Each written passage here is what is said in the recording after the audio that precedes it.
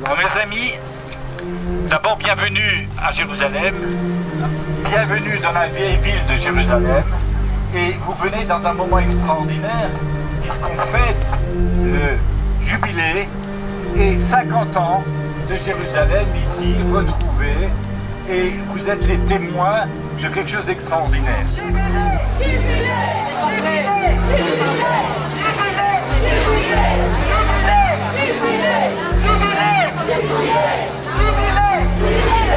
À qui jubilé de Jérusalem?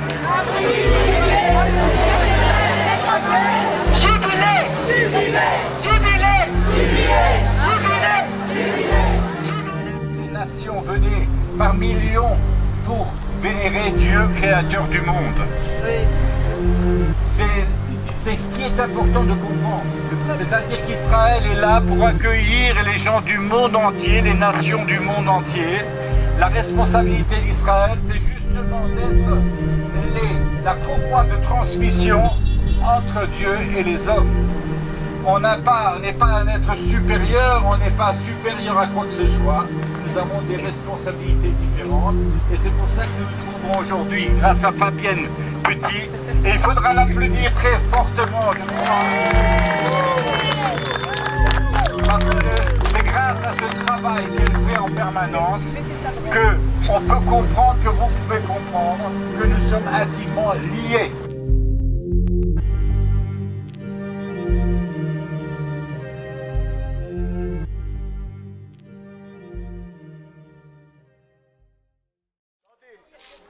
Jordi, la guitare.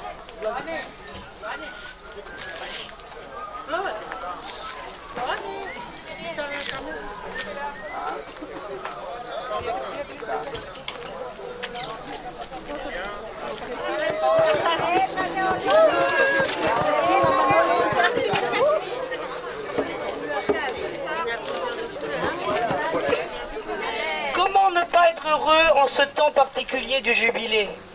Parce que c'est pas possible de ne pas être heureux. Vous savez que la tradition nous disait que quand on montait vers le temple, quand on faisait les 3 pèlerinages, les régalim, c'est-à-dire Pessah, Shavuot et Sukkot, eh bien c'était un commandement d'être heureux. C'était un commandement d'être dans la joie. Parce que le Seigneur, il aime ça.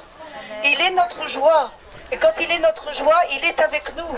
Et nous devons effectivement être en relation avec cette joie, parce que le Seigneur, Yeshua, le Messie, c'est celui qui amène la joie, qui va amener la joie pendant tout ce temps messianique, ce jubilé qui va commencer avec son retour.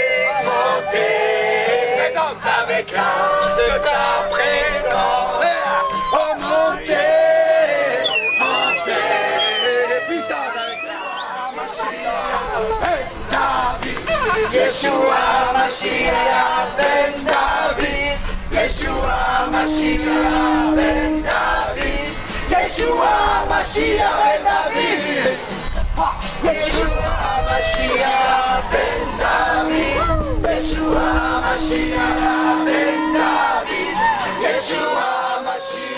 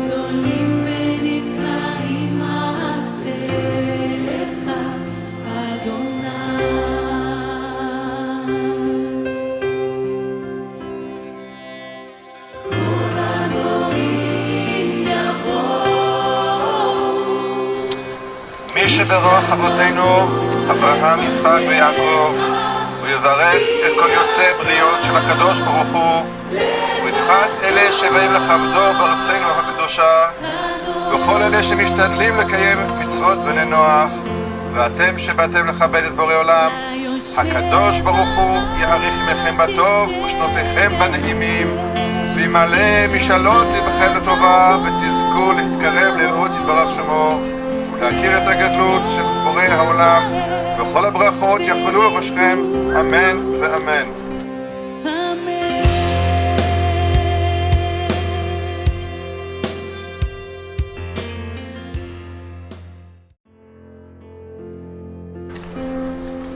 Alors on va la traduire en français, cette bénédiction qui a été faite spécialement pour les nations. Donc pour vous dire que c'est pas au hasard, c'est vraiment une bénédiction faite par les Kohanim pour les nations. Que celui qui a béni nos pères, Abraham, Isaac et Jacob, qu'il bénisse toute création, du Saint béni soit-il, et en particulier ceux venus pour bénir notre terre sainte, et tous ceux qui s'affairent à appliquer les lois de Noé. Et vous qui êtes venus honorer le Créateur, que le Saint béni soit-il rallonge vos jours en bien et vos années en allégresse. Et qu'il exauce en bien vos souhaits. Alors en fait, il y avait deux marches. Une première marche qui était la marche de l'Alliance, qui était plutôt une démarche des églises de la francophonie, coordonnée par effectivement voyagebiblique.com, et nous avons fait une marche spirituelle à partir de la maison d'Obed-Edom pour rappeler le retour de l'Arche de l'Alliance, retour de la gloire vers Jérusalem. Et il y avait déjà, je ne sais plus combien, peut-être 18 nationalités de la francophonie qui faisaient partie. Vous verrez, vous avez vu peut-être même Madagascar, la Nouvelle-Calédonie, certains pays d'Afrique, des Antilles. Tout le monde n'avait pas des costumes, mais c'était très très fort et la francophonie était très très bien représentée.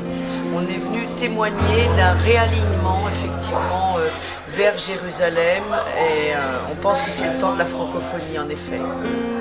En fait, l'Église doit comprendre tout ce qui est biblique, et les fêtes de l'Éternel sont bibliques. Le message des fêtes de l'Éternel est tellement important que Jésus a accompli une grande partie des fêtes. Et dans sa première venue en tant que Ben Joseph, il revient en tant que roi David, descendance de David, dans la royauté de David, donc Ben David, et il va continuer à accomplir les fêtes de l'Éternel, avec notamment Sukkot, avec la préfiguration des noces de l'agneau, bien sûr, oui, bien sûr, c'est très important. Et le jubilé, c'est une fête, c'est un décret qui vient du ciel. Le jubilé, c'est une délivrance, une remise à zéro et un retour dans sa possession. Et alors pour Jérusalem, évidemment, les 50 ans de Jérusalem, c'est vraiment, je pense, important, non seulement pour Israël, mais Israël étant l'horloge prophétique des nations, devant les nations, que Dieu a mis devant les nations, nous comprenons vraiment qu'il y a un retour vers Jérusalem, et que c'est pas seulement les Juifs qui reviennent vers Jérusalem, mais c'est nos regards qui automatiquement reviennent, et nos cœurs, j'espère, et notre façon de lire la Torah aussi dans une pensée hébraïque plutôt que dans une pensée gréco-latine. Il y a trop de choses qui sont vraiment évidentes. Tu sais, lorsque Israël, en 1948, lorsque il y a eu la création de l'État d'Israël, en un jour comme ça, toutes les églises du monde étaient persuadées et sûres que vraiment ça ne pouvait pas se faire sans le miracle de Dieu.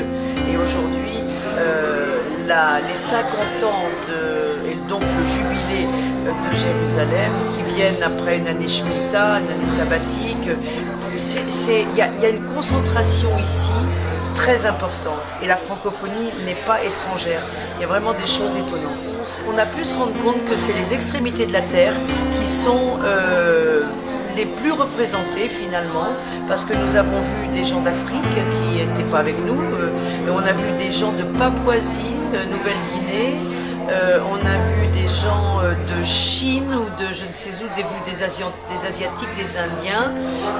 Et évidemment, il y avait des Malgaches qui étaient avec nous. Il y avait donc la Nouvelle-Calédonie, différentes personnes donc des Antilles. Et c'est vrai qu'il y a quelque chose qui dit que, je ne sais plus, le Seigneur appelle les îles lointaines. Eh bien, peut-être qu'effectivement, ce retour commence par les îles lointaines. J'aime cette image de la Torah qui sort de Jérusalem, qui va, donc c'est la fameuse grande commission, jusqu'aux extrémités de la terre. Mais quand elle a touché le bout de la terre, eh bien, elle revient et elle revient vers Jérusalem, comme le Seigneur lui-même va revenir à Jérusalem aussi.